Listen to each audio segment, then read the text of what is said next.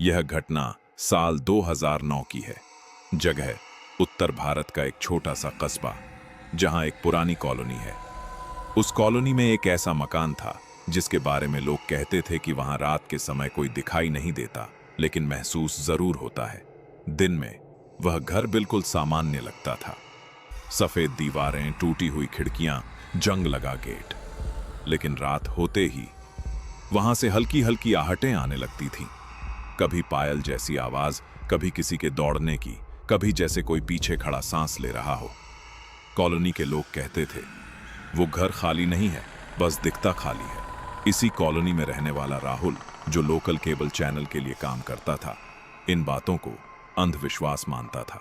उसने तय किया कि वह एक रात उस घर में जाकर सब रिकॉर्ड करेगा, ताकि लोगों को दिखा सके कि डरने जैसा कुछ नहीं है। उस रात लगभग 11:40 बजे राहुल अपने कैमरे और टॉर्च के साथ उस घर में दाखिल हुआ। जैसे ही उसने गेट खोला, अचानक हवा बहुत ठंडी हो गई, जबकि बाहर गर्मी थी। गेट अपने आप पीछे से बंद हो गया। राहुल हंसते हुए बोला, बस हवा होगी। लेकिन अंदर कदम रखते ही उसे महसूस हुआ कि कोई उसे देख रहा है। कमरे में घुसते ही टॉर्च की रोशनी हल्की हल्की कांपने लगी। दीवारों पर अजीब से साए हिल रहे थे। तभी पीछे से एक आहट आई, जैसे किसी ने फर्श पर पैर घसीटा हो। राहुल ने पलटकर देखा, कोई नहीं। वह कैमरा चालू रखे हुए धीरे धीरे आगे बढ़ा। तभी उसे ऊपर की मंजिल से बच्चे की हंसी सुनाई दी, बहुत धीमी, बहुत पास। राहुल का गला सूख गया। उसने कैमरे से ऊपर की तरफ झूम किया। सीढ़ियां अंधेरे में डूबी थीं। जैसे ही उसने पहला कदम सीढ़ी पर रखा, पीछे से किसी ने उसका नाम लिया, राहुल। आवाज साफ थी, किसी बच्चे की नहीं, किसी औरत की नहीं, बल्कि कुछ ऐसा जिसे पहचान पाना मुश्किल था। राहुल ने डरते हुए पूछा, कौन है? कोई जवाब नहीं आया। लेकिन अब घर के अंदर घड़ी की टिक टिक गूंजने लगी, जबकि वहां कोई घड़ी थी ही नहीं। समय देखा 12:07। अचानक कैमरा अपने आप जमीन पर गिर गया और रिकॉर्डिंग चलती रही।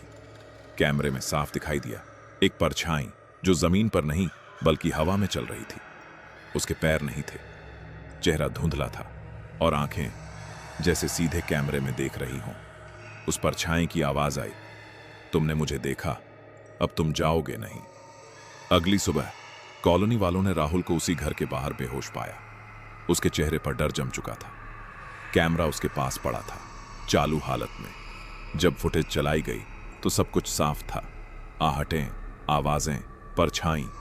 लेकिन आखिरी 10 सेकंड में स्क्रीन काली हो गई और एक आवाज आई, जो देख चुका है वो बचता नहीं। उसके बाद राहुल कभी पहले जैसा नहीं रहा। वह अक्सर रात को अचानक उठकर कहता, कोई मेरे पीछे खड़ा है। कुछ महीनों बाद राहुल बिना बताए उस शहर से चला गया। लेकिन अजीब बात यह है कि आज भी उस कॉलोनी में रात 12:07 पर उस घर से कैमरे की रिकॉर्डिंग जैसी आवाज आती है। और लोग कहते हैं, अगर तुम ध्यान से सुनो तो किसी की धीमी आवाज सुनाई देती है। रिकॉर्डिंग अभी चालू है